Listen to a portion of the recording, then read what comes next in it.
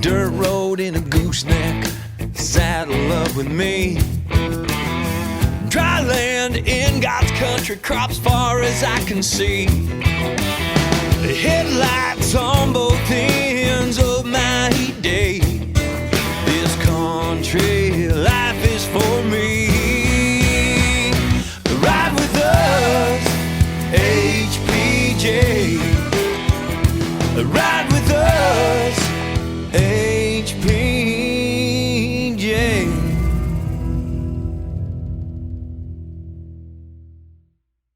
Well, good morning, everyone. My name is Jennifer Latsky, and I'm the Associate Editor for High Plains Journal. Thank you for joining us this morning on our final day of Cattle U. Our presenters this morning will be Jack Oates of Biozyme Nutrition and Kansas State University's Dr. Sandy Johnson. You know, when we launched Cattle U in 2019, our goal was to bring education to all sectors of the beef industry, from the cow-calf to the stalker to the feeder. Today, for our last day of Cattle U, we're looking at the genetic and management decisions you make on the ranch and how those can impact your bottom lines for years to come. As my dad used to tell me, it all starts with a bull and a cow. Well, today that process can be a little bit more complicated, that's for sure, but the goal is still the same. Get a healthy calf on the ground and with a solid foundation to perform to its highest genetic potential. Now, before we get started with our speakers, and on this most solemn day, we want to invite you to stand where you are and join us in welcoming Kansas State FFA officers, Vice President Abby Johnson, President Elizabeth Sturgis, and Treasurer Hattie Polson as they lead us in the Pledge of Allegiance. I pledge allegiance to the flag of the United States of America and to the republic for which it stands, one nation under God, indivisible, with liberty and justice for all. Thank you, ladies, for that stirring start to our day. High Plains Journal is a proud supporter of FFA and 4-H youth across all of our coverage area.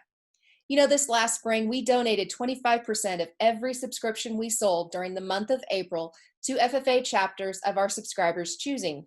We were able to donate more than $23,500 from subscribers' generosity.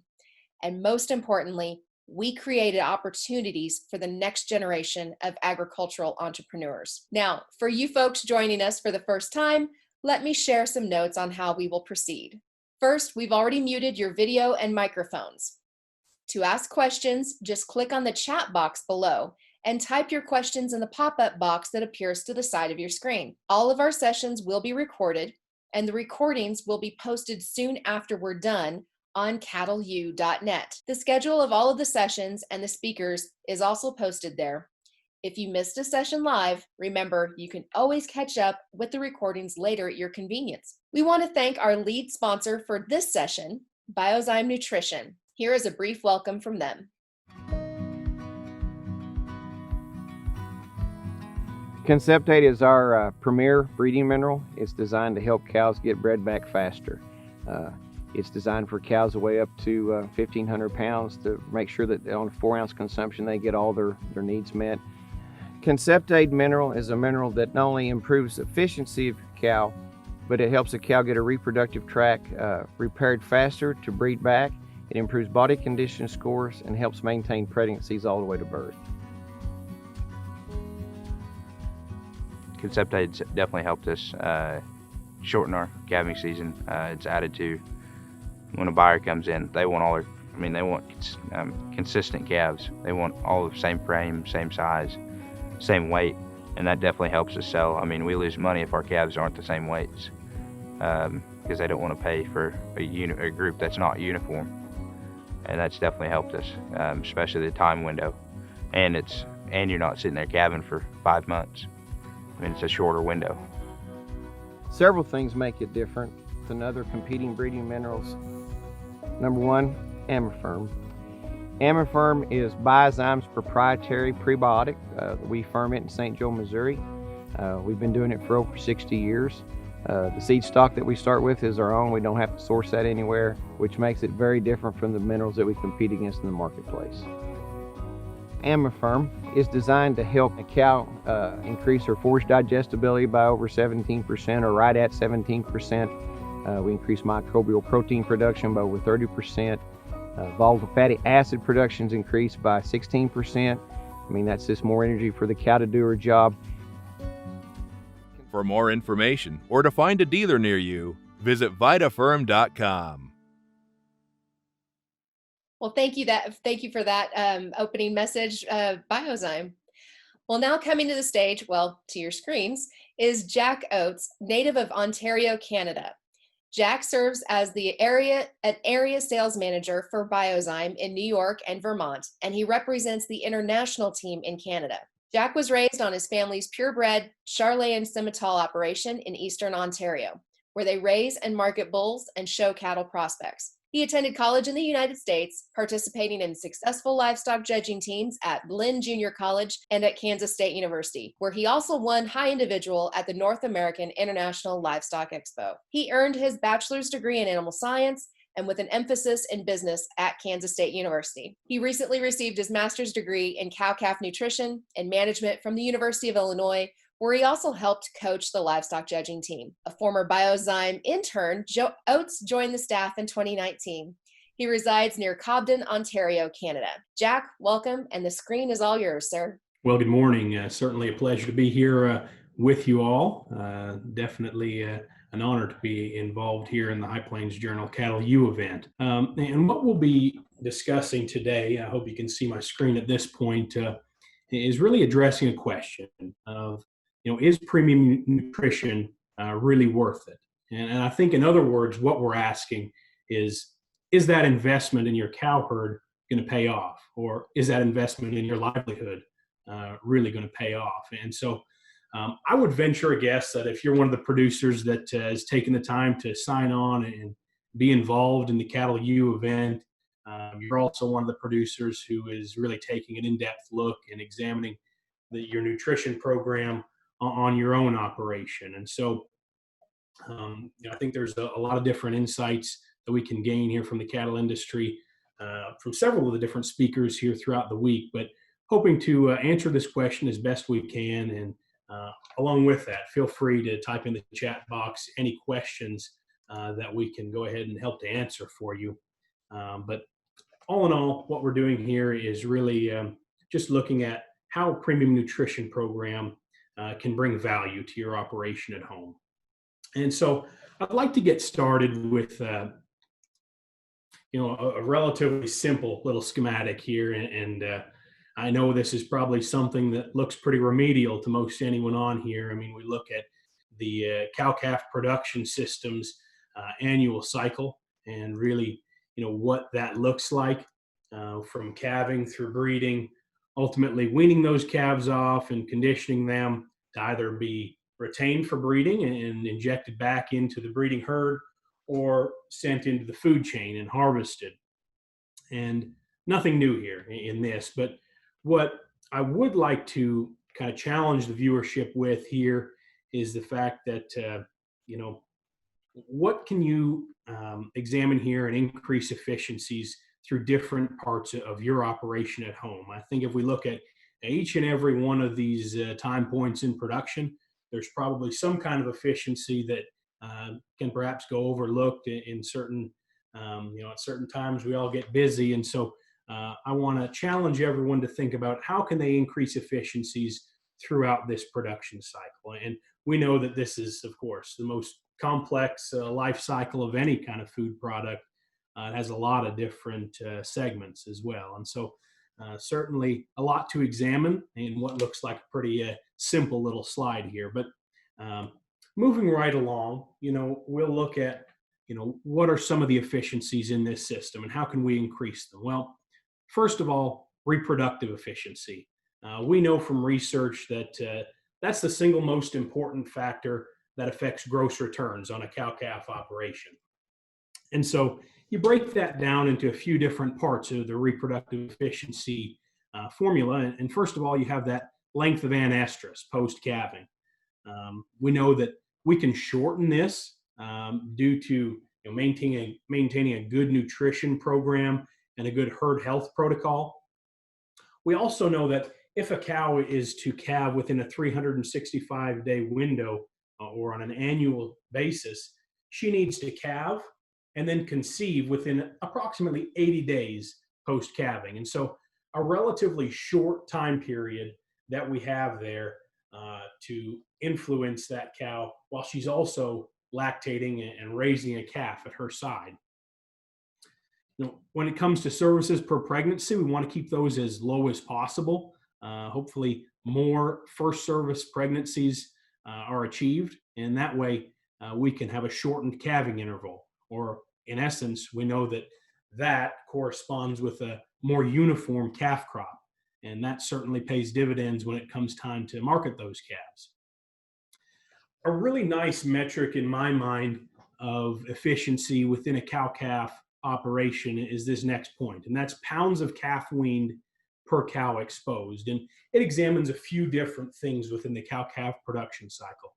First of all, growth and performance when we talk about pounds of calf weaned, but then also we look at calving percentage and the reproductive efficiency, so per cow exposed to a bull. And so the effort is to have as many pounds of calf weaned per cow exposed as possible. And that's a great way to look at your efficiency within your cow herd on a year-over-year basis and see how you can make improvements there. One thing that formula does fall short of, though, is measuring feed efficiency. And we'll address that here momentarily. But beyond that, we know that herd health is another way that we can increase efficiencies. That's not something I'm necessarily going to touch on today, but we do know that having your cattle in an optimal health status certainly helps to achieve more performance. And I would suggest that you strategize with your veterinarian to come up with the protocol that works for you. But when it comes to feed efficiency, break that down into a couple different points here between both feed technologies. So feed technologies can help us to increase efficiency, and those can look like feed additives, for example, perhaps an ionophore, or as the world continues to move away from antibiotic use, I think the use of probiotics or prebiotics certainly can work to increase feed efficiency. And along with that, we know that there's a lot of advancements being made in the form of superior genetics. And so we got a couple of the world's foremost seed stock producers talking a little later today. And I would suggest that you have a listen to those guys as to what exactly they're doing on their operations to produce those superior genetics. But then it comes to nutrition. And this is certainly an aspect of the operation that producers are in control of, and one of the biggest opportunities they have to increase efficiencies. When it comes to nutrient supplementation, I think we want to know what we're feeding those cattle, and we want to balance their diet to the best degree possible. And so the balance of protein and energy, for example, helps us to do that, or several different nutrients. Don't take for granted the most important nutrient of all, and that's a clean and fresh water source for those cows to increase performance. But as I mentioned, it's important to know what we're feeding, and so the aspect of feed testing is something that we really stress is done on all operations, and folks can take a fine measure of exactly what it is that they're supplementing their cows with in order to perform at a precision level. Beyond that, mineral supplementation is something that is tremendously important, and we'll address more of that throughout the presentation, but know that there are certainly values suggested by the National Research Council that suggest performance, a certain level of supplementation is necessary in order to achieve performance and ultimately maximize that. So the question becomes, well, what exactly does nutrition influence? And we'll go through answering these questions throughout the day or throughout the morning, but there's no question that when we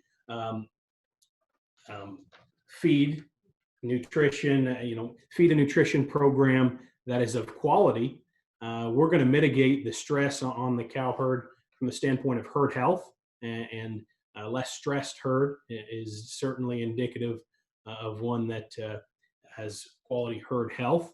Reproductive efficiency, no doubt, is influenced, and we'll answer some of these questions throughout the day. There's no question that growth and performance is influenced by nutrition, and ultimately, at the end of the day, it's your profitability on your own operation. And so this points to the fact that, a premium nutrition program is certainly worth investing in your operation and ultimately your livelihood as a rancher. That said, day to day, we still talk with producers around the country that can still be hesitant. And they have things to say like what's listed here. And so what our job or what my discussion today will focus around is kind of dispelling some of these rumors, I suppose, and here to explain why these may not necessarily be true. For example, somebody says, just doesn't need a premium mineral program for more than about a month or so. And while there is a couple of months that are of peak importance, year-round supplementation of a quality nutrition program certainly will pay dividends. Folks might say that they've stuck with the same program for years and it seems to get the job done. Well, of course, it can get the job done, but there may be some incremental improvements in performance that are being left on the table, or money being left on the table at the end of the day. Folks may suggest that, hey, a premium mineral is just over-formulated and the form of that mineral doesn't actually matter, when in reality, we'll discuss a little bit more about what that form is and how it benefits your program. And then finally, we'll jump into some of the economics of a premium mineral program and discuss why they do in fact pay dividends rather than just an initial investment. So what we have here is the annual energy requirements of a beef cow, broken down for a spring calving cow herd. And so you'll see the months of the year reflected there in this graph, and the amount of energy required in order to perform throughout that. And what you'll see is that the peak times of energy requirements for the cow represent about 2 months leading into calving, and then throughout the breeding season. That's certainly the peak time and most critical production point for the cow herd. But then it's also certainly imperative that we continue to supplement that cow while raising a calf and essentially while that calf is in utero later on. And we'll get through more of that fetal development discussion as the day goes on here. But the timing of nutrient intake and use, like I mentioned, the most critical period to influence just that priority of nutrient use are within that 2 months prior to calving and through the breeding season. Of course, if we were to restrict some of that nutrient intake, we're going to see losses in performance. So reduced calf health and immunity are one. Along with that, a lowered rebreeding and decreased milk production, all of which results in lost money for the producer at the end of the day and smaller calf weaning weights. From a fetal development standpoint, the growth and development that takes place within the uterus really does set that calf up for success in a long-term fashion. And there's certainly research out there to suggest that we can impact weaning weights of the calf crop based on fetal management or when that calf is in utero, along with that reproductive performance and long-term performance of that cow herd can be impacted based on how that calf is handled while in utero. Directly, a lot of the research has looked at that last trimester of gestation and how that can have a dramatic impact on those producers that may be weaning their calves and selling at weaning as a cow-calf producer. And we know that 75% of the fetus's total gain in utero takes place in that last trimester. So really, this leads us to believe that that proper nutritional management of the cow on a year-round basis is key in order to develop a really highly high quality and marketable calf. And so what does that proper nutritional management look like on a cow-calf operation? Well, I would suggest that having your cows in a correct body condition score is really the telltale sign of the fact that your cows are having a proper nutrition, proper plane of nutrition as well, keeping those cattle in a quality body condition score.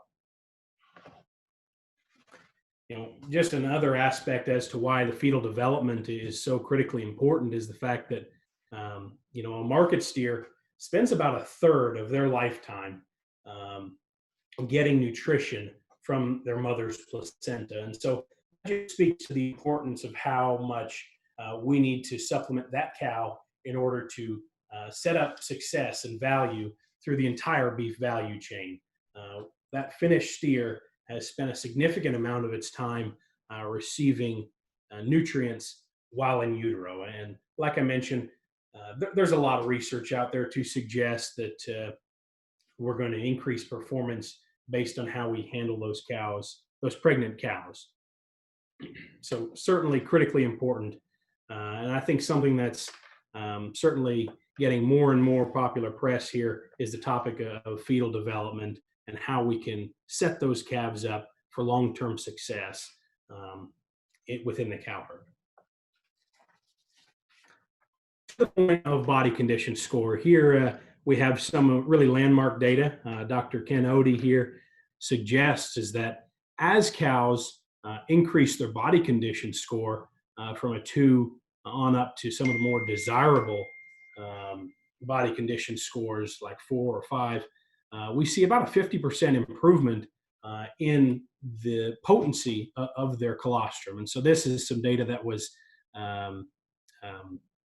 collected based on the serum of day-old calves and the concentration of IgGs. So essentially what we see here is that cows that are in a better body condition score have more potent colostrum and get those calves off to a more desirable start. Along with that, what we see in this particular trial, some of the classical data here suggests that the relationship exists between body condition score and conception rate. And so what we have here is as cows achieve a more desirable body condition score, you see about a 3 times increase in conception rate from less than a 3 to the optimal of 5. So as we continue, I think we just need to realize that proper nutritional management of the cow herd is reflected in body condition score. And so having those cows in a prime body condition score certainly helps performance on a year-round basis. And that's a good way to assess the kind of condition that our cow herd is in. And certainly their nutritional status is based on a quality body condition score. As we get into some of the more in-depth nutritional components of this, one of those being the minerals, we look at macro minerals. So just a very basic view here at some of the minerals that are relevant to beef cattle production. And so won't get terribly in depth on these, but just for your information, here are a few of the minerals that are very important to beef cattle production. There's about 7 of them on the macro mineral side of things, and those would be described as minerals that are required in gram quantities, as opposed to our micro minerals or trace minerals, which are required in milligram quantities. And there's about 10 of those that are particularly relevant to beef cattle production. And one thing to keep in mind is that they're present in fairly low concentrations throughout the body, but are certainly important for a lot of different mechanisms and different processes that take place within the animal. One thing to keep in mind, that we know that a lot of these are found within feedstuffs, but at varying levels. And so we know that we need to supplement these in order to achieve that maximal performance.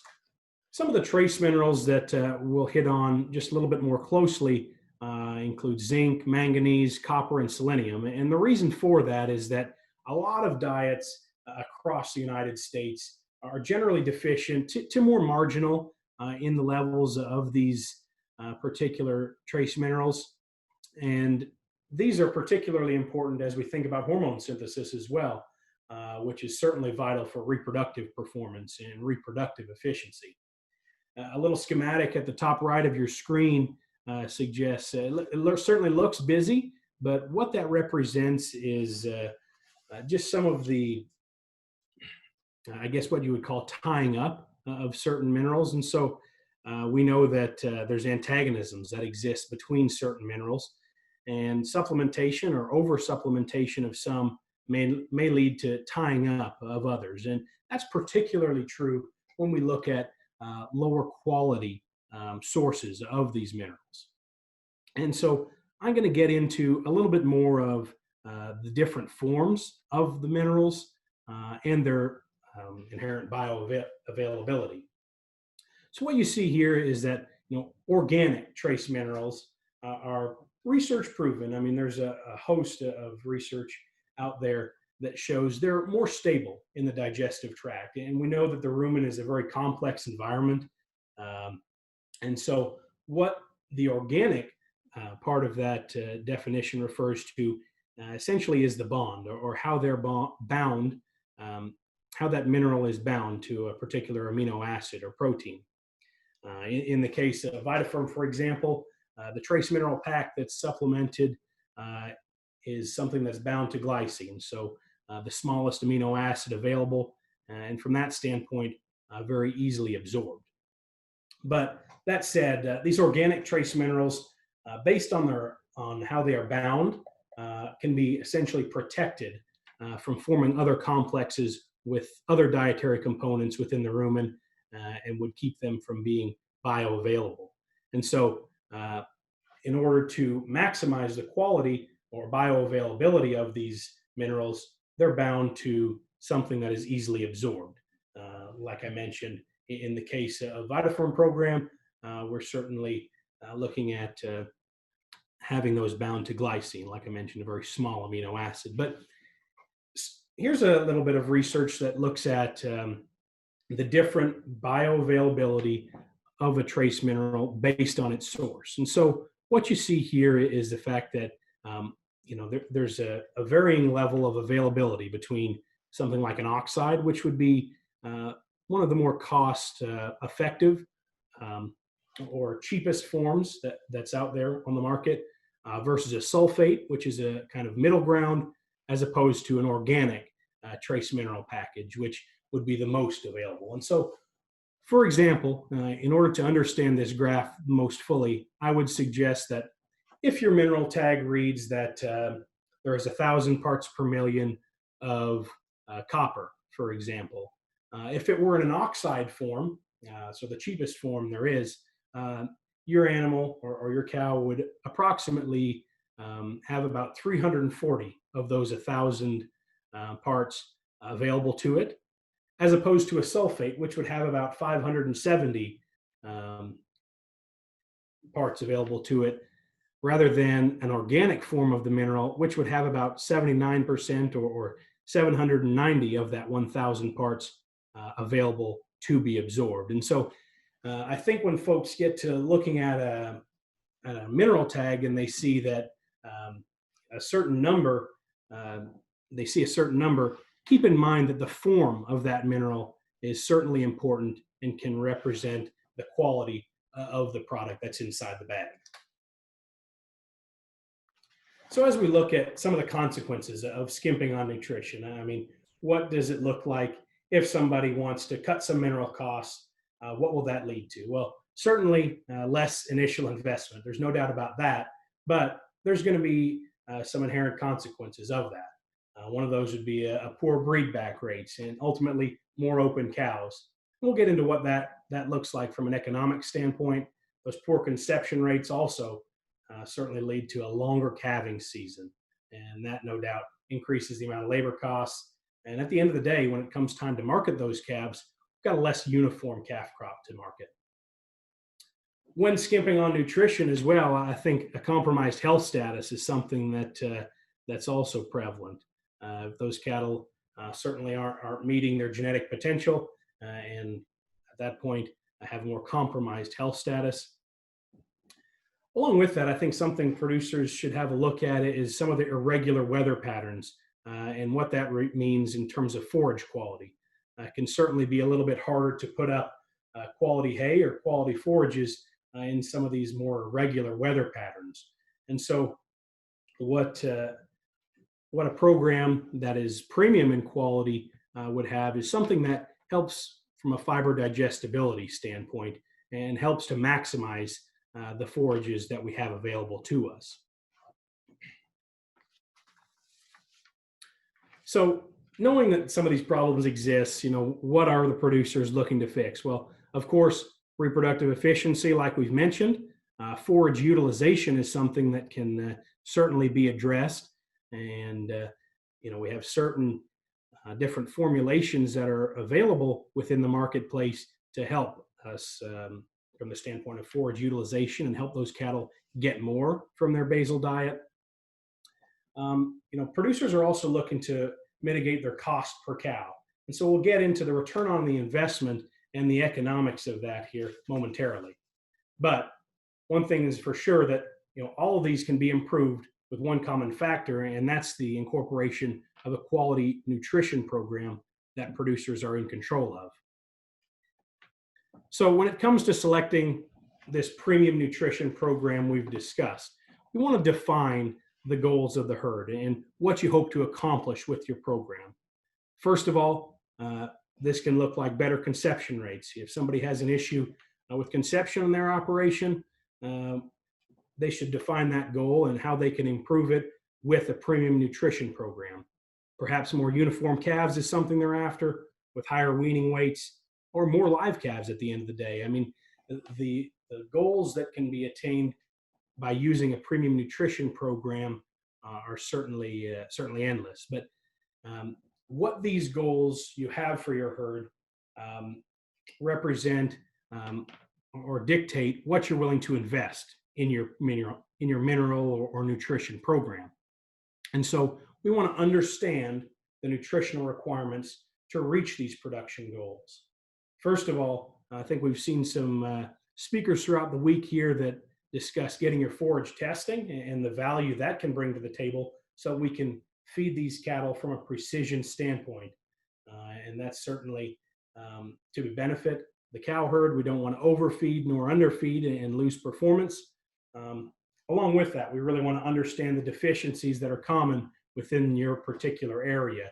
And certainly what's a deficiency in the high plains is a lot different than the deficiencies that exist in other parts of the Midwest or around the country. And so we want to understand exactly the forage situation on your operation.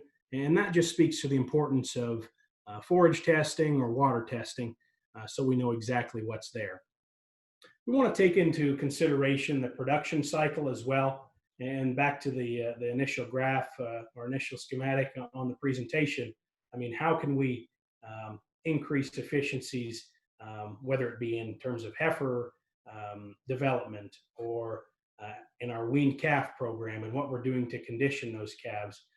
We want to take into consideration our production cycle and how that may differ from somebody else that may be buying in replacements or calving in a longer interval. We want to certainly take into consideration our production cycle that's unique to our operation. And like I mentioned, there's certainly some consideration that needs to be, certainly some consideration that's needed as we examine the weather patterns and the forage availability, whether that be pasture resources or the forages that we're going to put up and use throughout the winter. In essence, we want to find a mineral program that really aligns and delivers the results that we're after. So a premium program that works for you is certainly a premium, or certainly a program that aligns with your goals and the nutritional requirements of your cow herd, essentially delivering results that matter for you. So the question becomes, well, what really makes this nutrition program premium? First of all, consistency in the product that you're receiving, whether it be in a certain kind of supplementation for your weaned calves or some kind of supplementation for your cow herd. We want to know that they're achieving consistency from a day-to-day standpoint, and that every bite of feed or mineral that cow is taking is consistent and meets their recommended needs. For example, if it's a 4-ounce mineral supplementation, we want to know that every bite of that mineral is consistently delivering the performance needed for your cow herd. Along with that, quality ingredients are very important, whether it be quality organic trace mineral package in there that has maximum bioavailability. The quality ingredients that are included in your formulation or within your mineral program definitely are what make it premium. And so you're, at the end of the day, you're getting what you pay for in certain different mineral formulations. Along with that, like I suggested, additives certainly represent some opportunity that exists. Like I mentioned, that may be a medicated feed or medicated product in order to mitigate some of the health challenges that we see. Along with that, something that would reduce the amount of insect load or fly control that we have in our cow herd. Certainly that would be something that reflects a premium program. Or whether it be an additive like a prebiotic or probiotic that helps to maximize nutrient availability. Additives certainly go a long way in determining a premium program. So I'd like to just kind of take a step back here and find a premium program that works for you from an economic standpoint. And so we know that a good mineral program, when we break it down on a cost per head per year standpoint, costs somewhere in the range of about $40 to $60. Beyond that, we know that feed additives, like a prebiotic, for example, can add approximately $10 per head per year. So when we include an organic mineral supplementation, the body of research is pretty vast and says that we'll increase performance in our weaned calves by about 25 to 50 pounds of weaning weight. So if our premium mineral costs us around $70 versus $60 for a non-premium product, of course, we've got a $10 more cost up front. But that said, if we can increase the amount of weaning weight by about 25 pounds in our feeders, that's going to reflect a lot of dollars in the pocket of producers.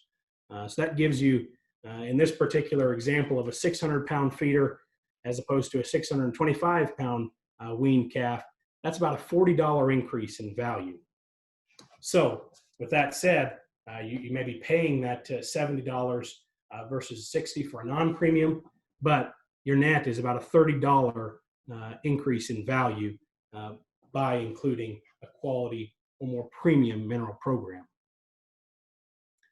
When we take that a step further, we look at an additional $10 a head that a premium mineral program with an additive like a prebiotic and organic trace mineral can help fix the production challenges you struggle with. And so that certainly means that we're going to sustain good body condition on those cows and maximize the effectiveness of vaccines in our overall herd health.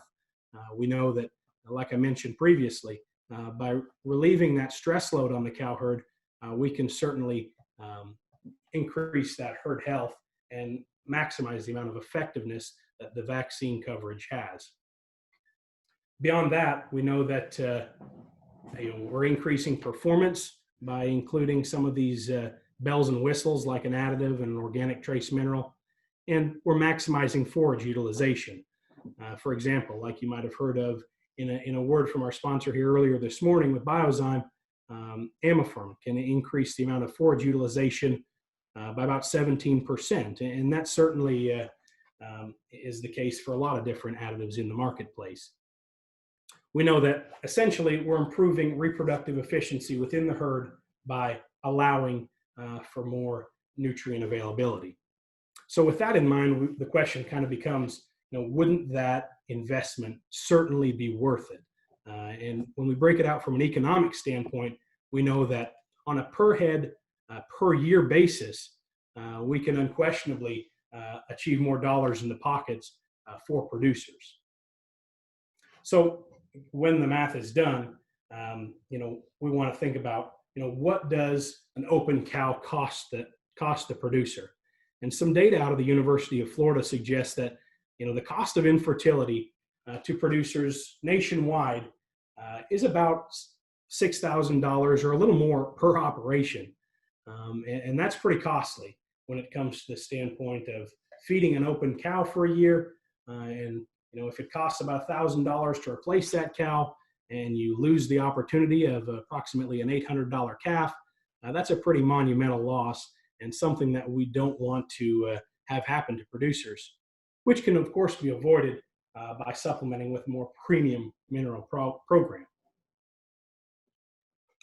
So as we get a little closer to the end here, I guess, the question becomes, I hope we answer the question of whether it's worth supplementing and investing in your cow herd and livelihood by investing in your cow herd. So on all levels of production, we can increase revenue. Calves wean heavier in a more uniform group. Can certainly allow them to be marketed at a more advantageous point. When they get to the feed yard, we're going to be passing that value along within the beef value chain. Like I mentioned, not only are you going to see more return with heavier, more uniform calf groups, but then when they get to the feed yard, they're ready to eat and certainly ready to perform. Along with that, when they're at this more maximal health status, the morbidity in the feed yard certainly decreases, and then vaccines can work more effectively. And at the end of the day, we as producers are doing all we can in order to produce a high quality product in beef, but at the same time achieve some profitability as well. And so I think that hopefully by understanding the value that a premium program has, not only for our producers, but also as we pass that value along in the value chain, we realize that a premium mineral program adds value for all involved. And so ultimately producing a higher quality product of beef as well. And so with that, I'm going to close out, but certainly open to any questions that you may have as it relates to this discussion or I suppose nutrition in general, but really appreciate the time of everyone on the call this morning. Apologize for a few moments of delay there with our internet connection, but glad that we could get reconnected and close out here. So thank you very much and appreciate your time. Well, thank you, Jack. Folks, just as a reminder, you can click on the chat button at the bottom of your screen and type your questions in there. If you don't feel like typing them to the whole group, you can just direct them to Jenny Latsky and I will pass them along to Jack. We do have one question from the group. Is there or are there any special considerations for all natural producers and nutritional programs? You mentioned probiotics and a few things. Do we see a trend that way? Is there something that they need to consider if they're targeting one of those specific value chains? Yeah, certainly. That's a great question. I think, it's a global shift that we see kind of away from antibiotic use to a more natural alternative. And so with that said, certainly we look at ionophores and what certain antimicrobials can do for performance, certainly are to benefit. But with that stated, there are certainly natural alternatives that can achieve similar results or like results. For example, one of the products with Biozyme is AmFerm, and that's kind of the ingredient that's incorporated into every formulation they have. And so AmFerm, being a prebiotic, certainly qualifies for any all-natural programs that exist. This is certainly all natural. And you've got to take the time to examine whether an all-natural program would suit for you in terms of profitability. We see more reward at the end of the day and a premium being paid for all-natural programs. And we see technologies like AmFerm and like prebiotics or probiotics being beneficial and increasing performance as well. So certainly all-natural programs can certainly offer a lot of opportunity, and there are a lot of different ingredients that can be incorporated into an all-natural program. Yes. Okay. Okay. I got to say, one thing my dad always said when we were putting mineral out is it doesn't matter what's in the tub as long as it's got to be palatable to them. So what are some key things that we need to be focused on to improve the palatability or the form that they're getting that mineral and that supplementation? Is there something that we need to be paying attention to? Certainly, yeah, it's a great idea to monitor palatability. There's no question that when we put something out there, we're investing in the cow herd, and we want those cows to consume it in order to bolster performance. And so, with that said, palatability is very important, and we want to look at a premium program that has research looking into, for example, a cow is going to eat the prescribed amount per head per day, whether it be a 4-ounce inclusion per head per day of a mineral.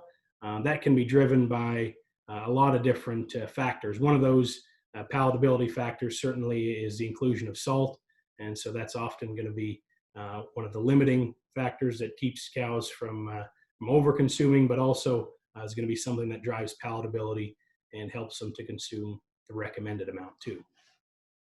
Okay. I tell you what, I really liked how you had brought to our attention that, fetal development really starts with nutrition. And we're going to be hearing here later on from Dr. Sandy Johnson about, how we can use AI and embryo transfer to really give us a leg up. Later on this afternoon, we'll be talking about genomics. We're investing as cattlemen in the genetic potential of animals. It sounds like we need to be investing as well in the nutritional aspects so we can really take advantage of all the investments we're making, right? Unquestionably, yeah. I think producers really like to make the investment in quality genetics, and I'm no different on our operation at home. We like to get the most genetic potential possible out of those cattle.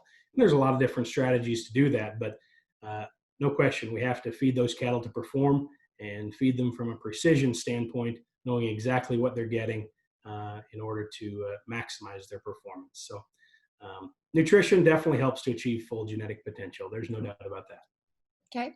We've got a question from the audience. We all know that animals don't consume free choice mineral products. Do you have any data on proportion of animals that consume the products you've been talking about? Certainly, yeah. So we've got a host of different research. If you look at Biozyme, for example, that looks at exact amount of consumption on our mineral products. And so, whether that be on a forced inclusion in more of a dry lot scenario or on a free choice mineral supplement, we can certainly say that, if that tag reads at approximately 4 ounces per head per day, that is what we know those cows are going to consume based on quite a body of research. And so that's certainly available.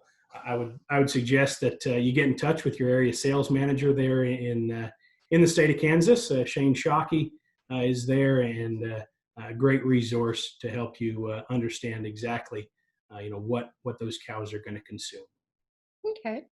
Remember, folks, if you got questions, you can go ahead and ask them to the group, or you can direct them to me in the chat box, and I will pass those along. I have one more for you. Sustainability is the key word that we are worried about in all across the sectors of agriculture. Would you say that mineral supplementation, because we are better utilizing our forages through that mineral or our supplementation, would you say that helps us tell a sustainability story or help us utilize our resources even to their fullest potential? Certainly. Yeah, I think sustainability is a big buzzword right now, and for good reason. We want to display that story to our consumers that we're using this land sustainably. And by supplementing a premium mineral program, we're helping those cattle to make full benefit of the resources that are available to them, from the standpoint of fiber digestibility and helping them achieve more performance, and using those resources to their full potential. Along with that, increasing the amount of absorption and less, more performance that is precision in nature is what I'm getting at, and a program that allows those cattle to fully utilize their resources and fully absorb those and increase performance is certainly going to help us from a sustainability standpoint, and less waste in the form of resources and more use. Okay. Well, does it look like we have any more questions? Any final thoughts, Jack? No, certainly. I just want to thank you all for your time this morning. Thanks to High Plains Journal for putting on this really nice event, and I appreciate all the producers for logging on this morning. Hopefully we presented some value to you. But with that said, really would like to continue the conversation.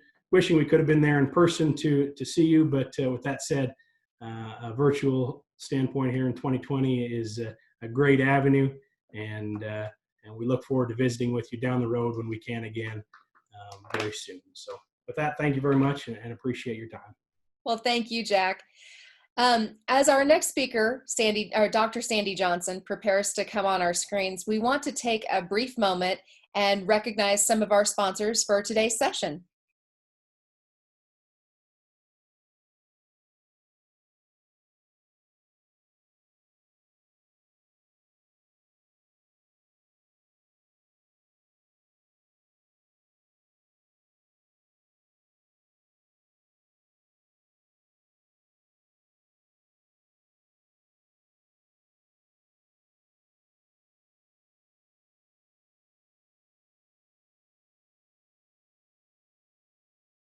Kauffman Seeds is your full-service seed company, where cover crops are a specialty. Whether you need a nitrogen-fixing blend, organic matter-building blend, or companion cropping mix, we can build them all to fit your needs. Top quality hay means America's alfalfas. Our varieties are top in yield trials in both tonnage and quality. Harv Extra, a reduced lignin alfalfa with herbicide tolerance, allows you to go from a 5 to a 4 cut system, saving a trip across the field while increasing the tonnage at the same time. We have a dealer near you, so call Kauffman Seeds today. Well, again, we want to thank Biozyme Nutrition for sponsoring this session, and all of our sponsors for our virtual Cattle U. You can read more about their products and services in the digital program that was emailed to all registrants. And now let's bring on to the screens Dr. Sandy Johnson for her presentation, Practical Considerations of Using Sexed Semen in Beef Operations. Dr. Sandy Johnson is a reproductive physiologist and extension beef specialist for K-State Research and Extension, located at the Northwest Research and Extension Center in Colby. She is a founding member of the Beef Reproduction Task Force, a multi-state academic group that collaborated with allied industry to develop a short list of recommended protocols for beef heifers and cows. That now appears in catalogs of major AI companies. Johnson has represented the task force in updating and improving the estrus synchronization planner, a popular scheduling tool for implementing estrus synchronization protocols. Thank you for joining us, Dr. Johnson, and the screen is all yours. Well, it's a pleasure to be here today and see all your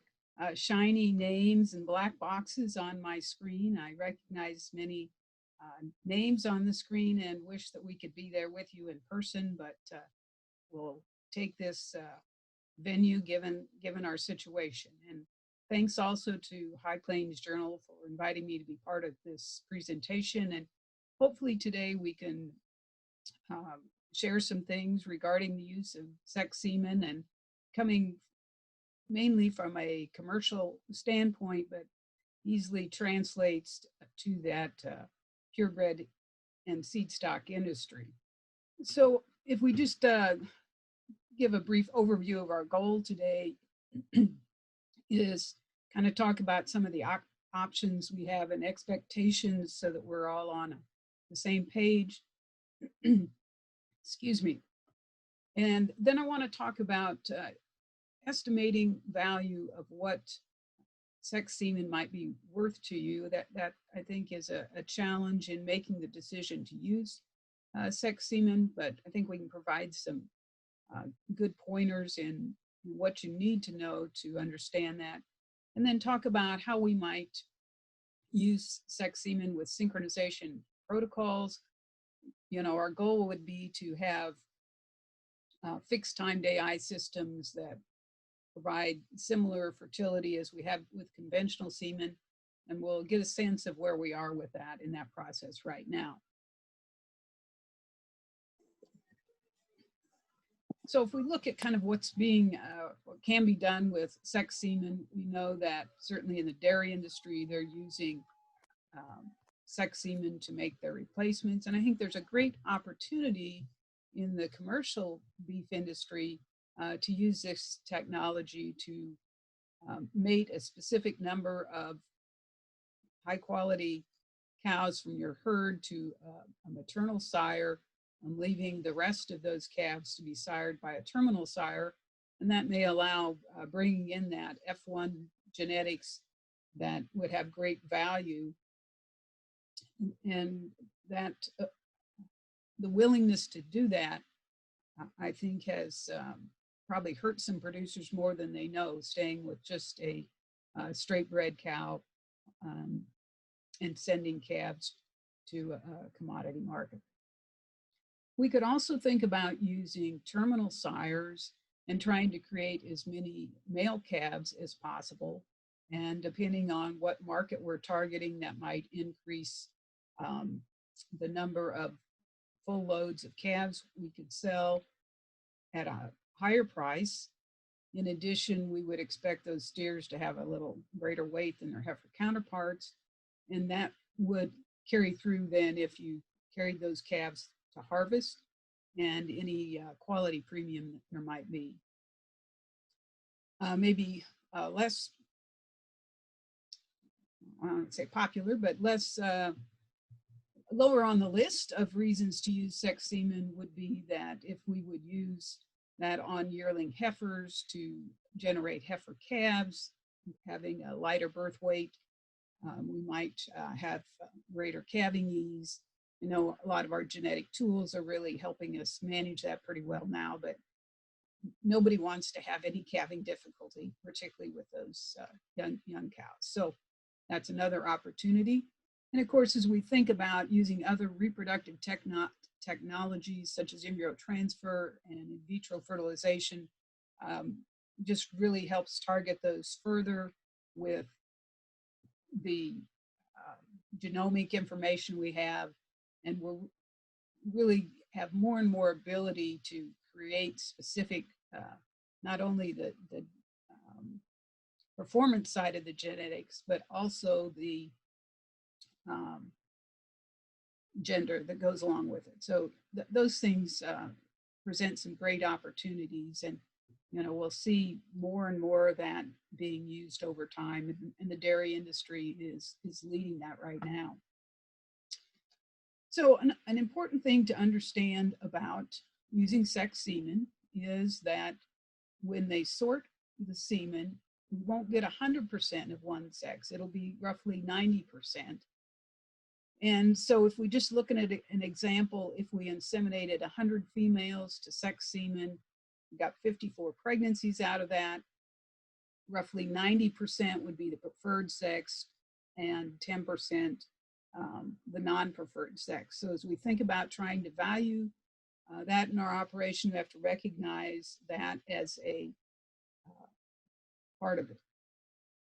And the other thing to keep in mind then is if you're, you know, often we want to try something. So think about the numbers if you try 10 units of sex semen and how many of the desired gender you might get.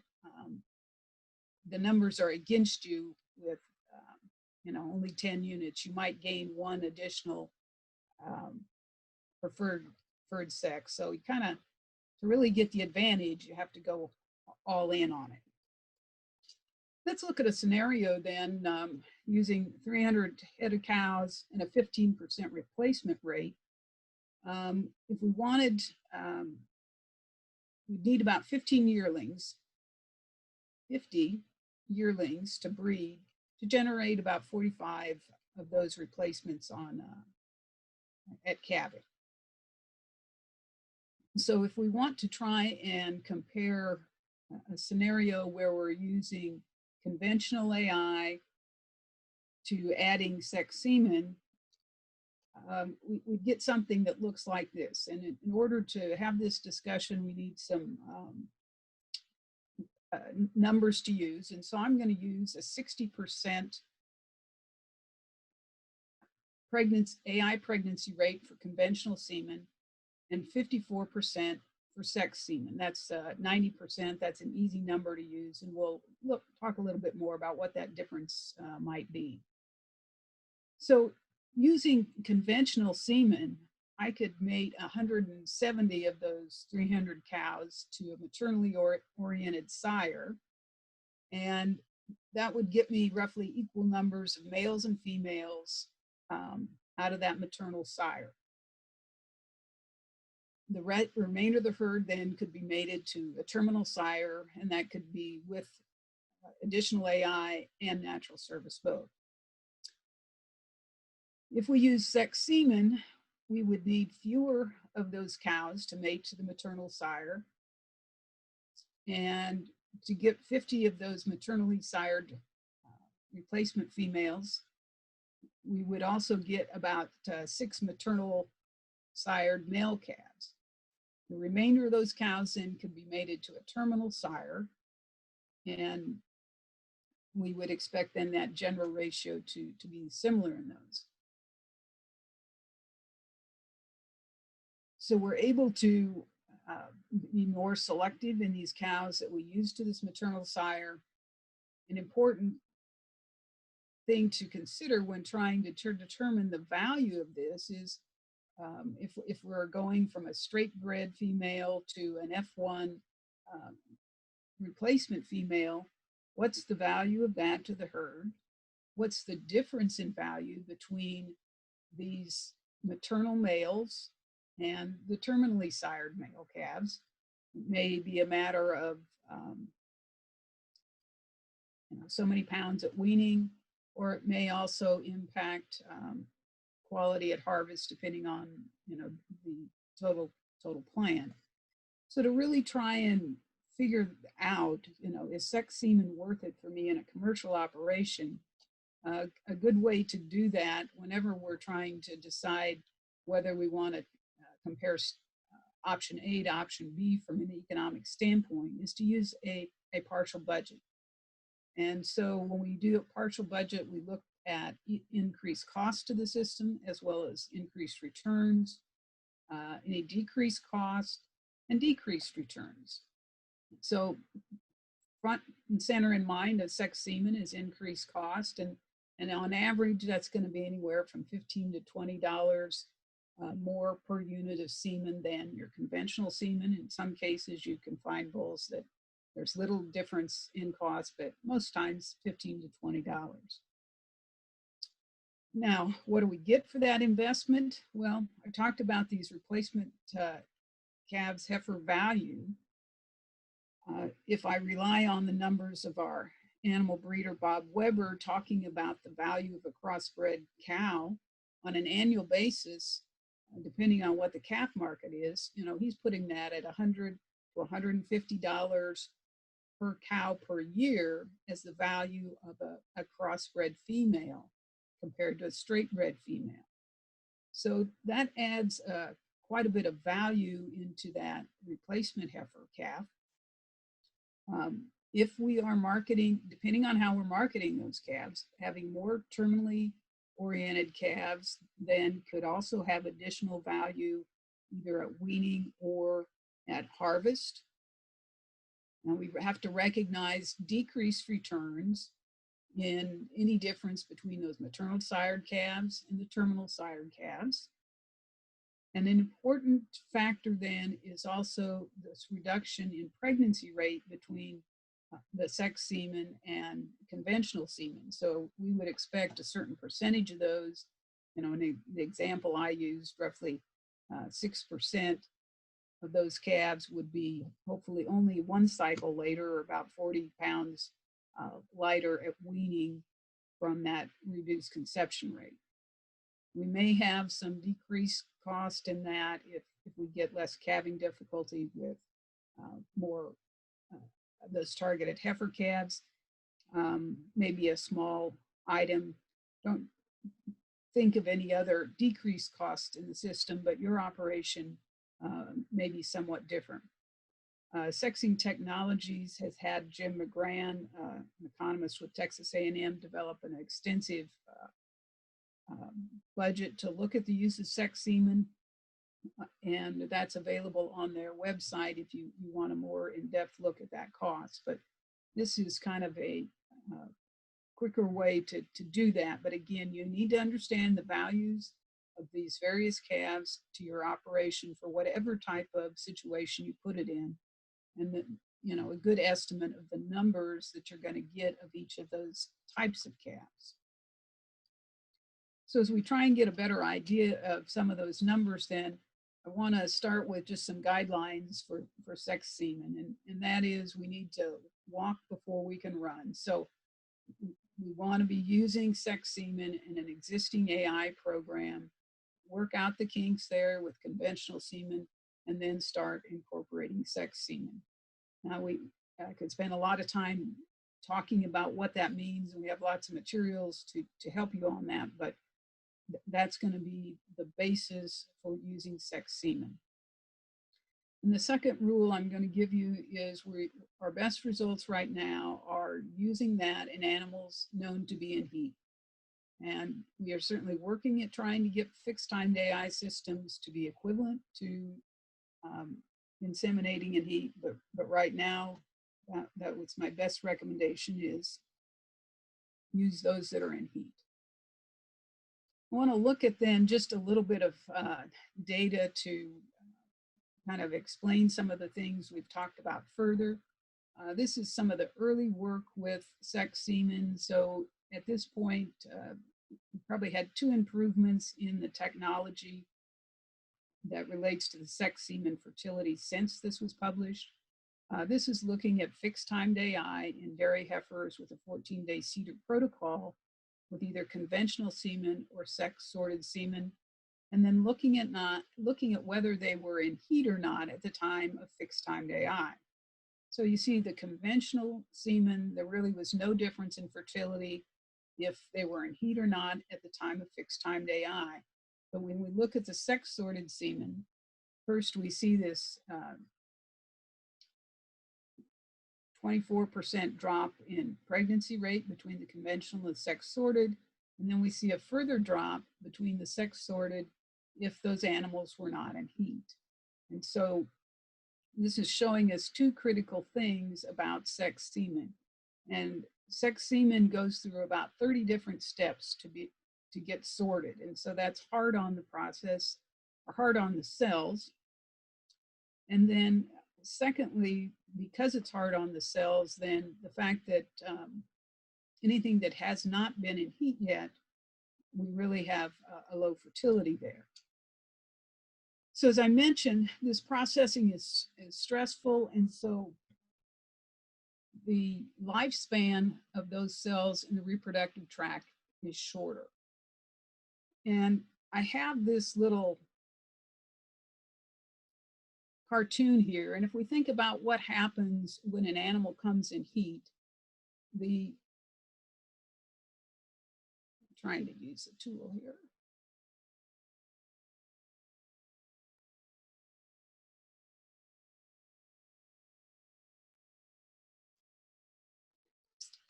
Here, I played with this earlier. I was trying to use a pen to draw the LH surge here, but so normally, as an animal is approaching the onset of estrus, a follicle is growing, producing estradiol, and eventually induces what we call the LH surge, which induces ovulation. And that would occur right here before the onset of estrus.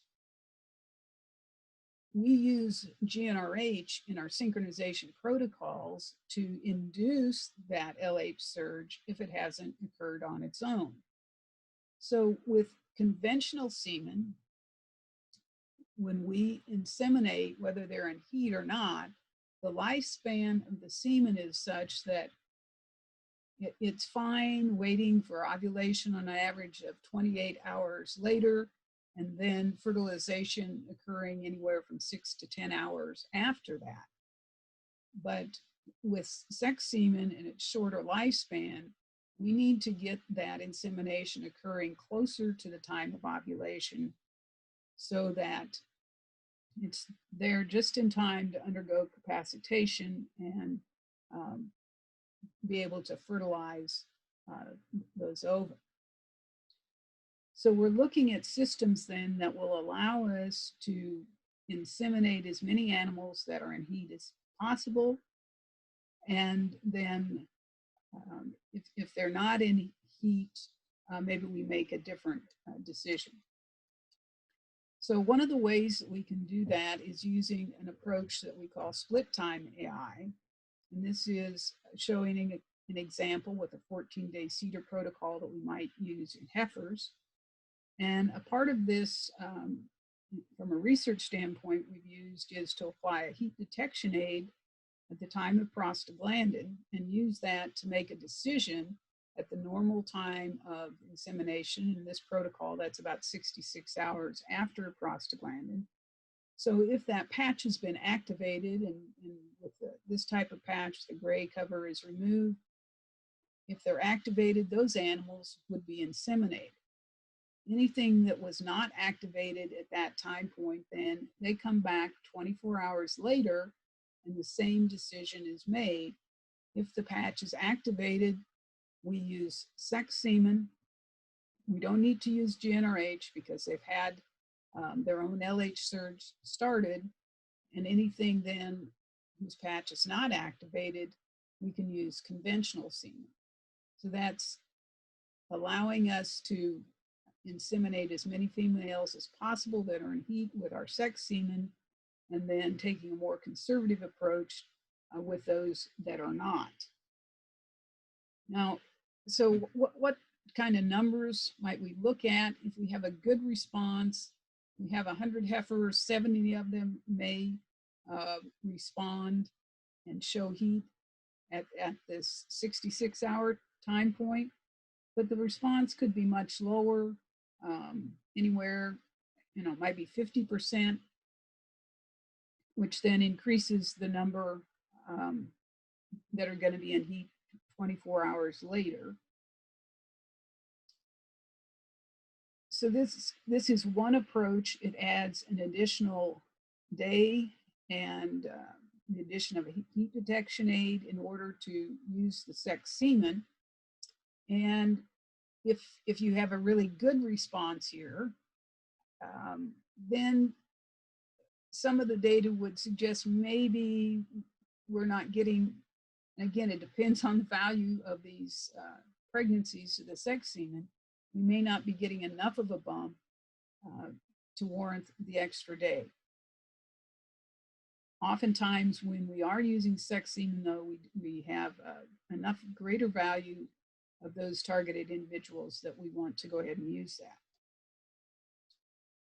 Now, another approach, and I'll show an example of in cows, and this is our traditional 7-day co-sync plus CEDAR protocol that we use, very popular in use. And that would be the same approach, to apply a heat detection aid, and then simply, if the patch is activated, they get sex semen. If it's not, then they get conventional semen. Anytime that we don't see estrus or signs of it, we're going to include GnRH. We can save that cost if we've seen those females in heat. We'll share just a little data then on results from that. This is from George Perry's group, and they used that 7-day protocol, read the patches at the time of fixed timed AI. 60% of those females had shown heat, and so the darker gray bars are using sex sorted semen. The light colored bars are conventional semen, and they had about 89% of pregnancy rates for sex semen were about 89% of those in controls. All right, so that's pretty good, not quite the same.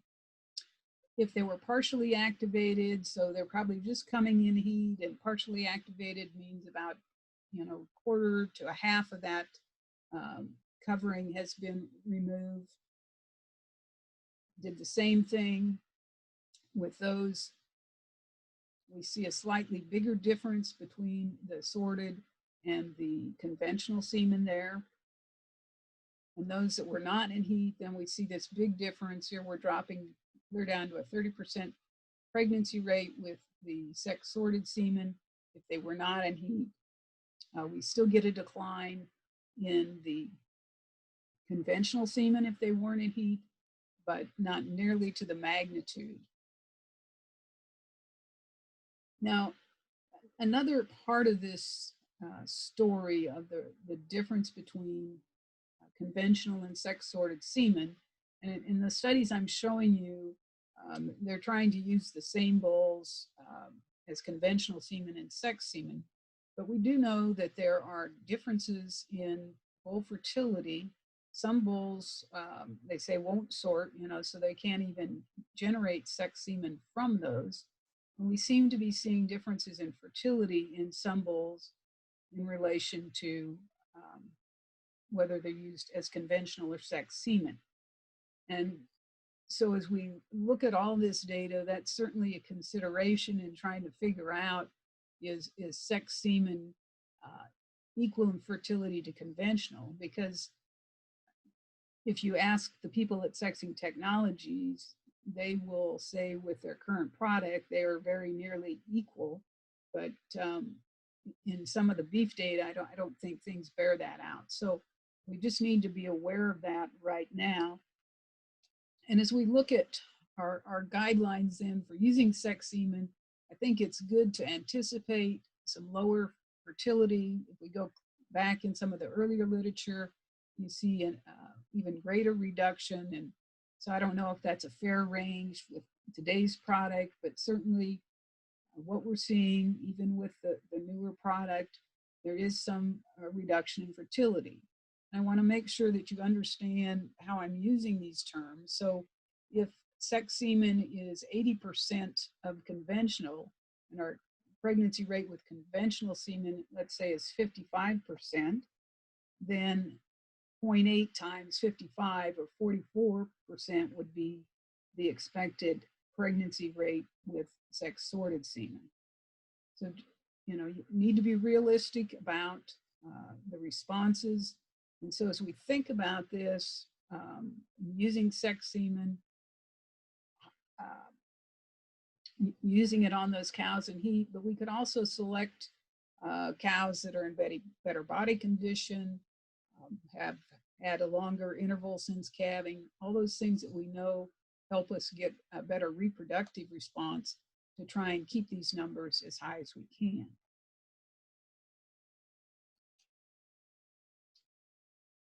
So this is our standard 7-day protocol for synchronizing heifers and fixed timed AI.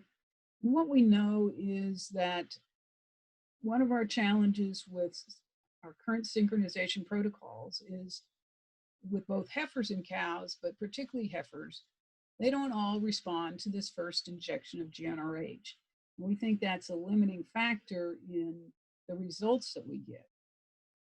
In order to improve that response, we've tried some things without adding additional trips through the chute, but we're to the point where we're adding additional trips through the chute to see if we can improve results. And so I want to share with you some data from a multi-state trial. They had 23 sites in 11 states, about 2,900 head of heifers that were involved. And the main comparison they wanted to make was to this, our standard protocol. And then what they're trying to do is pre-synchronize those females by giving an injection of prostaglandin about a week before the seeder goes in. The idea, trying to get more females at the same stage of follicular growth to respond to this GnRH injection. And this is an approach that has been used in the dairy industry. And of course, because it adds an additional trip, we're very reluctant to do that, but we're looking at the results of that.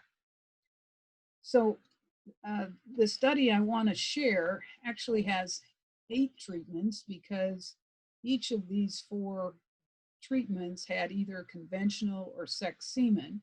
So here is our basic 7-day cedar for heifers with 54 hours insemination, doing the same thing but delaying insemination to 72 hours. And then 2 treatments where we use pre-synchronization, so giving prostaglandin a week before the cedar goes in, and then those 2 insemination times. Now, I've looked at this study several times, and because it's there's a lot of treatments there, there's a lot of information. You may need to come back and refer back to that as we look at the data, but I'm going to try and just simplify and highlight some key things about this data set. One, you see the black line going through the black bars, which represents the conventional semen, right about 50% in this trial. And then the red line is the sex semen, and that's represented in these open bars. And you see that reduction. And this product is coming direct from Semen Technologies, and is again current product. So we see that reduction yet in fertility. And then if we highlight these 2 treatments we really want to focus on, this is our standard 7-day protocol. We compare that to the resynchronization one, delaying insemination to 72 hours I mentioned. These 2 treatments were not statistically different. So that's an indication that we're really close on having a fixed time insemination system in heifers with comparable fertility to conventional semen. With this information, our reproductive task force is looking at we'll probably add a recommended protocols for sex semen, and indications are it will include this treatment. We're still in trying to figure out the best ways to guide people going forward. I do want to mention another protocol that Jordan Thomas has been working on, and a number of these are papers by a number of his students. And it has the same idea of trying to do some pre-synchronization. It's a 4-step protocol, or 4 trips you shoot. And what they're doing here, of course, we're going to regress the CL, and the cedar is going to allow any follicle present to continue but not ovulate, and actually more we should have more follicles that will respond to GnRH.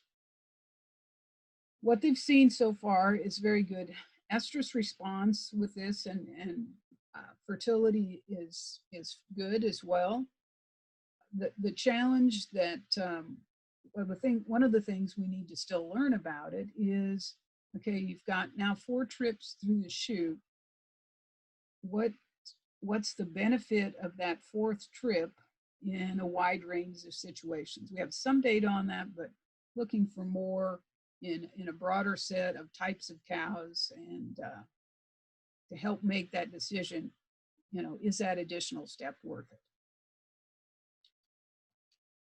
Now, any way that we can bring an animal into heat, we see a good estrus response, we can use sex semen. So I've shown you some synchronization protocols to use, but really, if she's in heat, good body condition, other things, an acceptable candidate to use sex semen on. If we're strictly operating off of detected estrus, we do want to inseminate later.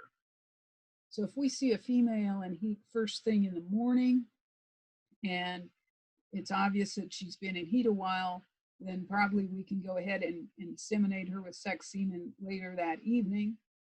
If we're checking 3 times a day, then something that was in heat at noon, we might inseminate the next morning. So your timing is going to kind of depend on your method of detecting heat. If you're using something like an electronic heat detection sensor or activity monitor, then you're going to know, within an hour or so when that onset occurs. And so just know that using a later insemination timing is going to be better at this point in time, we think, with sex semen. So if we just try to summarize then, I do think there's some great opportunities for those with specific production goals and a marketing plan that allows them to know the difference in values of those different types of individuals. You know, you do need to understand your cost as well as the mathematics of what's happening to how many females, or, you know, and be realistic about your results. Want to build on an existing AI program, and then again, use on those animals that are in heat. Currently, our task force has recommended protocols for both cows and heifers, and as I mentioned, I do think we'll be adding some more specifics for sex semen this year. Our applied reproductive strategies and beef cattle workshop is going virtual like many things this year. We're going to have those details soon, as well as updated website. You can find us on Facebook, and we'll be trying to get all these details out to you soon. So with that, I would turn it back to Jenny and see if we have any questions. Well, thank you, Dr. Johnson. And before we get to Q&A, we had a bit of a technical glitch during our sponsored segment, and we have that fixed now. So we're going to go ahead and hear from one of our sponsors, Biozyme, and make sure we have that message real quick, and then we will return to Dr. Johnson for Q&A. So be sure to submit those questions in the chat box. So in the stocker cattle business, of course, there are a lot of things that play into that to be successful, but number one is getting cattle, once you get them to start drinking and eating, having a good gut health, trying to keep those animals healthy so you don't have to expend a lot of money on antibiotic usage, and of course you want them to gain. So the things that we offer through the Gain Smart program addresses all those issues. VitCharge is a product that Biozyme's developed to help animals in periods of high stress. We have a gel, comes in an 80 ml and 300 ml tube. As well, we have our VitCharge stress tubs made for weaning and starting cattle. And we also have our cattle drench that's chute-side administered with a drench gun. Before we started using the VitCharge drench, we were spending about an extra $3 a head on a load of cattle because we were using more medicine. The day we started using it, from there to the end of the year, we run about 700 cattle that we used it on, and my death loss had dropped to 0.5%. The next thing is they're going to have to get them up on feed and get them drinking water, and the stress tubs are great. Those stress tubs give some of those animals that may not be as aggressive a chance to start to try to get something in their system, and then it just kind of builds off itself from there. There's always a next step to get to the finished product that they're trying to produce, and we have something that fits in anywhere that they would want to fit it in, and we can help them do that. Gain Smart Mineral is the mineral that we designed, or the mineral program that we designed to help those folks that are starting cattle in pasture situations or in starter or grow yards. I can see the difference in health in the cattle is why I use Gain Smart. I mean, from eye trouble to health trouble to foot trouble, I feel like Gain Smart has cured about 85 or 90% of all that. My medicine costs went down tremendously by using the Gain Smart. Cattle have just continually been healthy throughout, and continually wanting to come and eat. And when you see them out on the grass, you can sure see that herd health.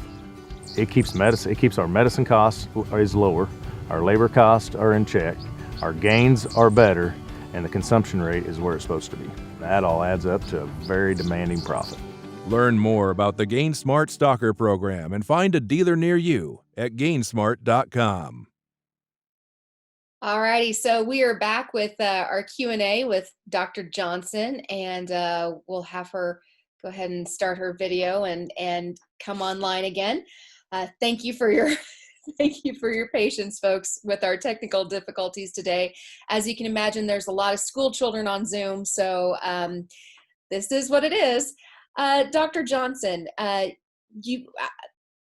I always learn something whenever I listen to you, because you have such valuable insights, not only into our reproductive stuff, but what are some trends that that you see in the industry right now as far as our breeding selections and our choices in here? And are we helping ourselves, or is there something that we need to pull back from a little bit?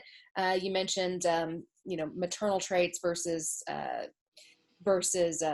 in terminal traits. Is there anything that we need to be considering on our breeding selection choices?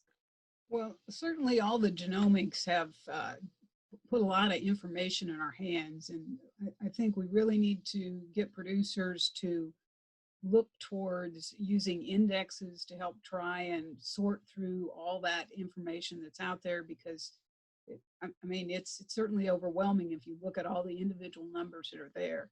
And so I think it's really important to have specific production goals. What are you trying to do?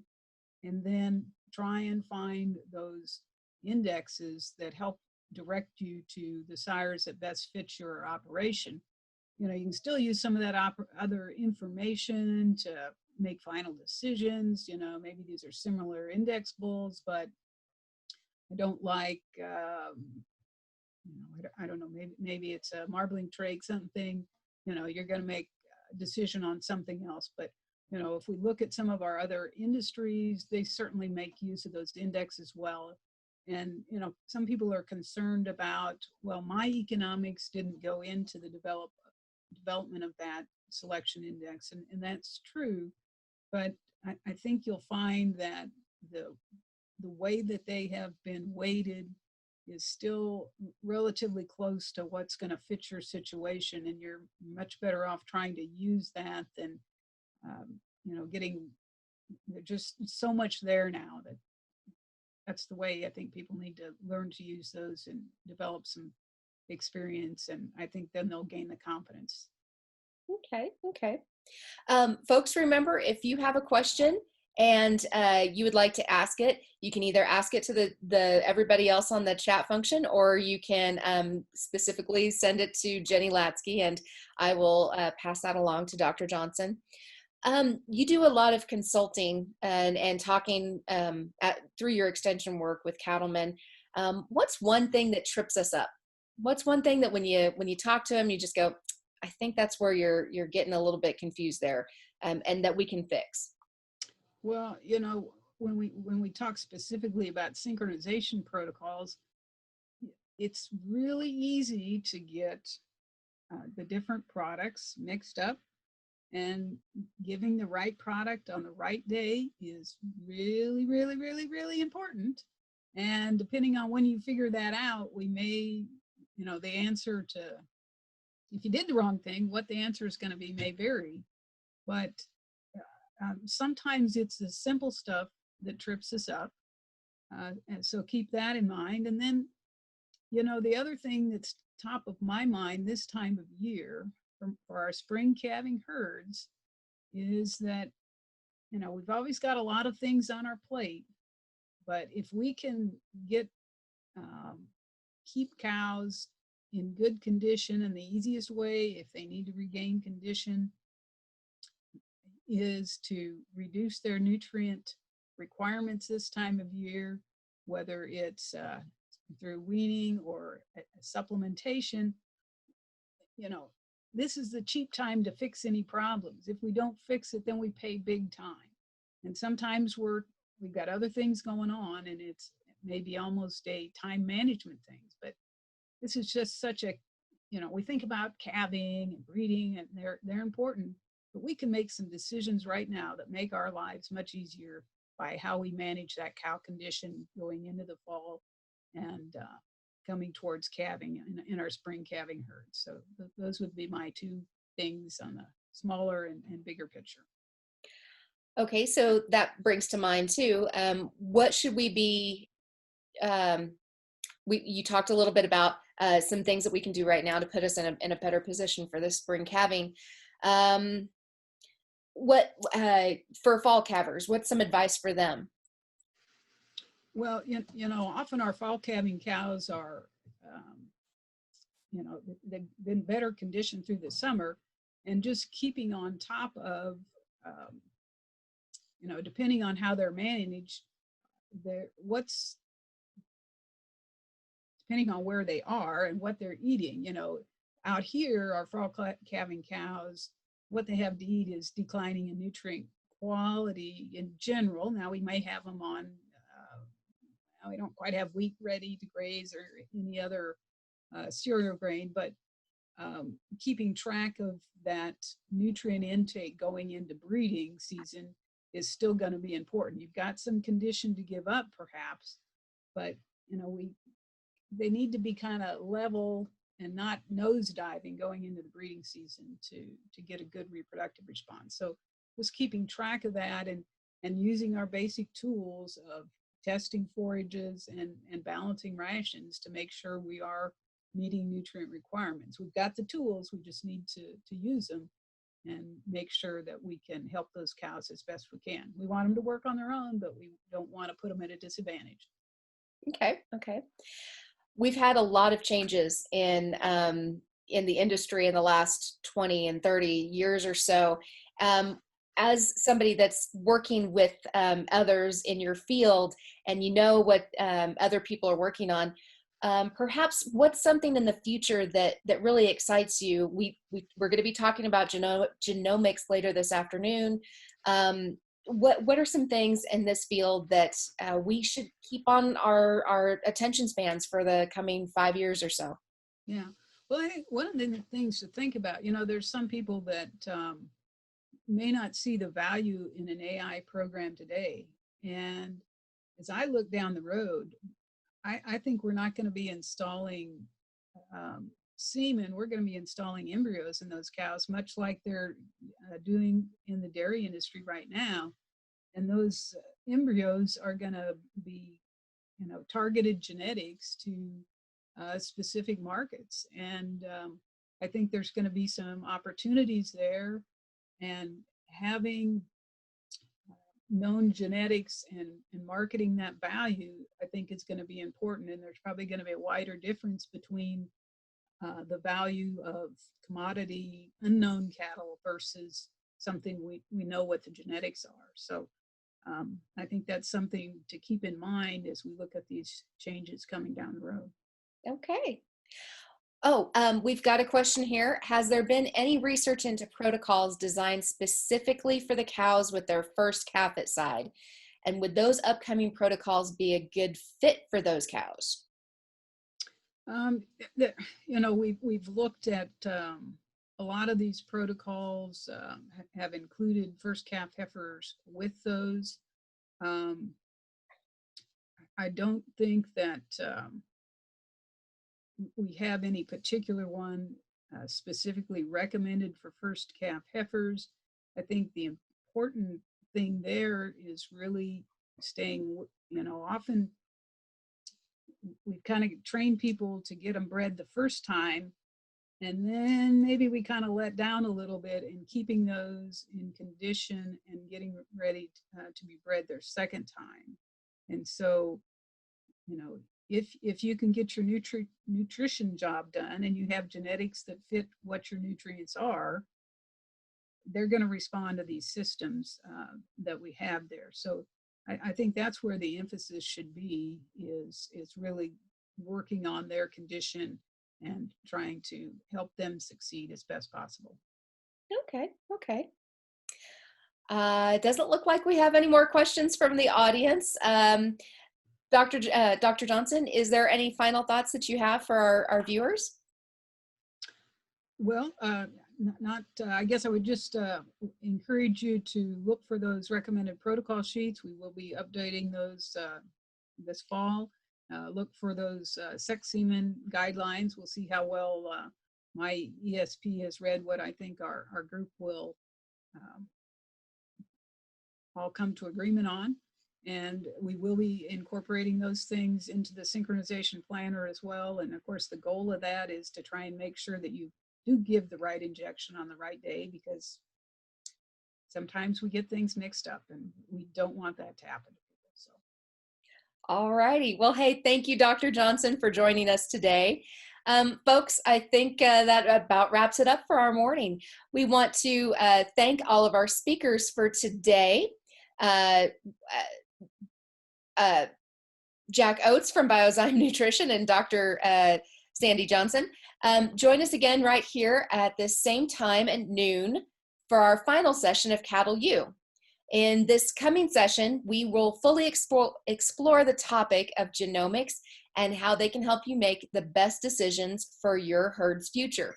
We will hear from Mark Gardner of Gardner Angus, as well as from Rick Fortmiller of Neogen Genomics, who will bring us practical applications for genomics in your herds. And we'll also cap off our Cattle U with an inspirational keynote from legendary cattleman Dave Nichols of Nichols Farms. Dave will challenge us to go forward and make even the best even better. It's a seminar you don't want to miss. That session begins right here at this very same link at noon. So grab your lunch and join us for some learning and a dose of wisdom as we wrap up our Cattle U. By the way, folks, if you like this format or if there's something different that we can do, please let us know. All registered attendees will receive a survey in their email boxes. And as you might imagine, we're reinventing our program right about now, and we could really use your feedback to make that the best experience possible for you. So thanks for helping us make a better experience for everybody and yourselves in the future. On behalf of all of us here at High Plains Journal, thanks for riding with us this morning, and we will see you back here at this very same link at noon for our next session of High Plains Journal's virtual Cattle U. We'll see you then. Dirt road in a gooseneck, saddle up with me. Dry land in God's country, crops far as I can see. Headlights on both ends of my heat day.